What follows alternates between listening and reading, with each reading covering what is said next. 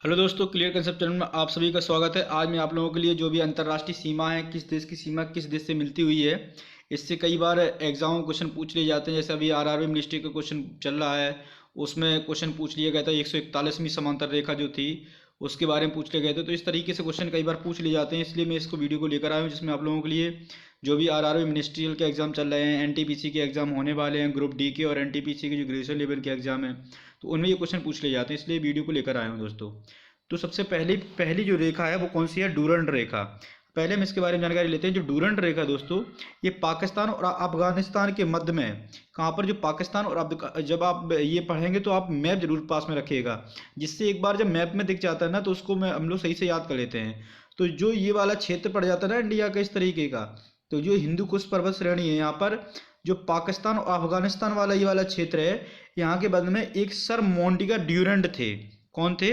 Sir मोंटिगर Durand थे, जो Britain के रहने वाले थे। उन्होंने ये सीमा निर्धारित की थी, जिसमें क्या है कि जो ये सीमा है, ये अफगानिस्तान इस सीमा को नहीं मानता है, इसको स्वीकार नहीं करता है। ठीक है दोस्तों। तो जो डूरंड रेखा है, ये पाकिस्तान और अफगानिस्तान की, ये कई बार पूछ लिया जाता है, इसमें भारत ऑप्शन दे दिया जाता है। तो दोस्तों डूरंड जो रेखा है ये भारत के बीच में नहीं है, ये पाकिस्तान और अफगानिस्तान को लेकर है। ठीक दोस्तों, तो इसको याद कर लेना। अगली जो रेखा है वो मैकमोहन रेखा है। कौन सी? मैकमोहन रेखा दोस्तों। जो मैकमोहन रेखा है, इस जो 1944 में सर मैकमोहन थे, ये भी ब्रिटेन के रहने वाले थे। इन्होंने भारत और चीन की सीमा पर ये एक समझौता हुआ था 1914 में, तो उन्होंने ये सीमा निर्धारित की थी। तो ये जो सीमा है, जो मैकमोहन रेखा है, ये 700 मील लंबी है। कितनी? 700 मील लंबी। दोस्तों अभी जब आपने जुलाई में कई बार चाइना से एक डिस्प्यूटेड विवाद जो बहुत ज़्यादा चला था, उसमें दोस्तों क्या हुआ था कि यही सीमा को लेकर जो पांच फिंगर्स थे, उनमें चाइना ने कब्जा कर लिया था, तो उन्हीं को लेकर ये विवाद चल रहा था। तो दोस्तों इंडिया मानता है कि जो मैकमोहन रेखा है, इसके आगे तक का पार्ट इंडिया का है, लेकिन चाइना जो है वो इसको नहीं मानता, वो उसके अंदर वाला क्षेत्र मानता है, जो एलएसी वाला पार्ट होता है। एलएसी लाइन एक्चुअल कंट्रोल वाला पार्ट है।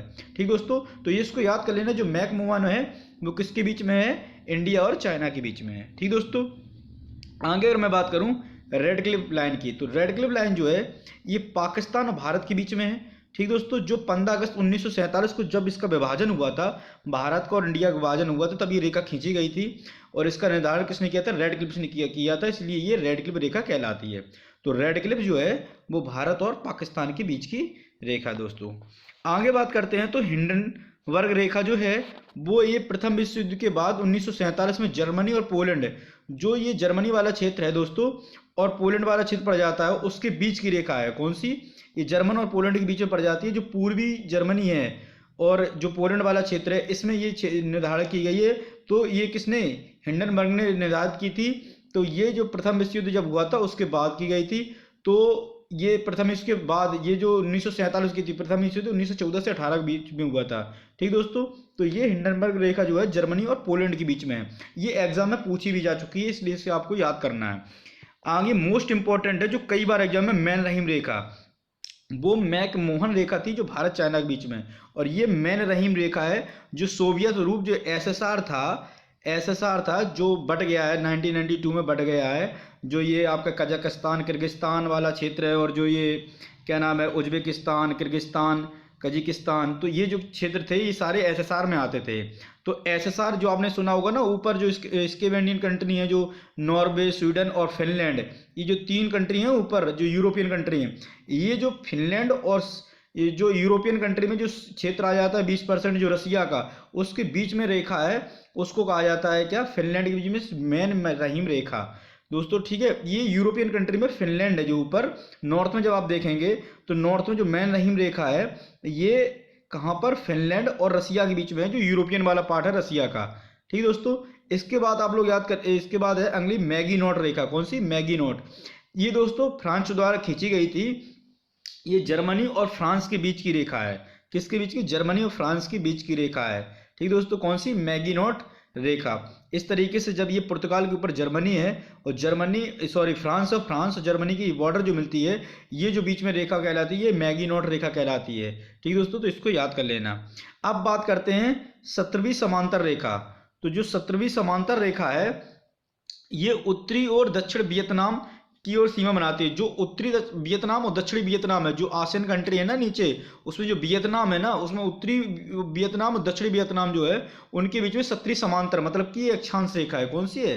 अक्षांश रेखा है। तो समांतर रेखा ये होती हैं। और अगर ये जो मैं अगर लैटिट्यूड, जो ये लैटिट्यूड है और ये लॉन्गिट्यूड है, तो जो ये लॉन्गिट्यूड, जो ये लैटिट्यूड है, यही समांतर रेखा कहलाती है। अगर बात करूं मैं 24वीं समांतर रेखा की, तो 24वीं समांतर रेखा जो गुजरात के पास में कच्छ वाला क्षेत्र है, जिसे पाकिस्तान भारत पाक की सीमा मानता है, लेकिन इंडिया इसको स्वीकार नहीं करता। इंडिया कहता है ये मेरी रेखा, ये 24वीं समांतर भारत की सीमा रेखा नहीं है। ठीक है दोस्तों, भारत इसके आगे वाला क्षेत्र भी अपने अंदर मानता है। तो ये जो कच्छ वाला क्षेत्र, कच्छ के पास में जो 24वीं समांतर रेखा है, वो भारत अपने में मानता है। ठीक दोस्तों, अब बात करूं अगर 38वीं समांतर रेखा की, तो ये उत्तरी कोरिया, नॉर्थ कोरिया। आपने देखा होगा जब आप पश्चिम में जाएंगे, एशिया के पश्चिम में जब जाएंगे, तो एशिया के पश्चिम में ये दो कंट्री इस तरीके से अलग से लटकी हुई हैं, इस तरीके से। तो ये 38वीं समांतर रेखा जो इस तरीके से गुजरी हुई है, ये उत्तरी, ये नॉर्थ कोरिया है और ये साउथ कोरिया है दोस्तों। तो ये नॉर्थ कोरिया और साउथ कोरिया के बीच की जो रेखा है, वो कौन सी 38वीं समांतर रेखा है। अब बात करते हैं जो अभी हाल ही में एग्जाम में पूछी गई थी, 141वीं पश्चिमी देशांतर रेखा। तो जो 141वीं पश्चिमी देशांतर रेखा है, ये अलास्का और कनाडा के बीच में है। कौन सी? अलास्का और कनाडा। आपने जब मैप में देखा होगा तो इस तरीके से ये अलास्का है और ये कनाडा है। ये जो अलास्का दोस्तों, ये यूएसए वाला क्षेत्र है। ठीक है दोस्तों, ये नॉर्थ अमेरिका में नहीं, यूएसए में आता है पूरे में।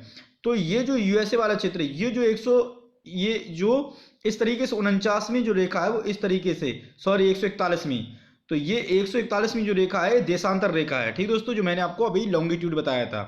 तो अलास्का और कनाडा के बीच के 141वीं पश्चिमी देशांतर रेखा। आपको इस तरीके से पूछ लिया जाएगा कि 141वीं एक डिग्री पश्चिमी देशांतर रेखा किन दो देशों के बीच की सीमा रेखा है। ठीक दोस्तों, तो इसका इस तरीके से आपको याद करना है। अगली है 49वीं समांतर रेखा। तो जो 49 समांतर रेखा है, ये संयुक्त राज्य अमेरिका और कनाडा के बीच में है।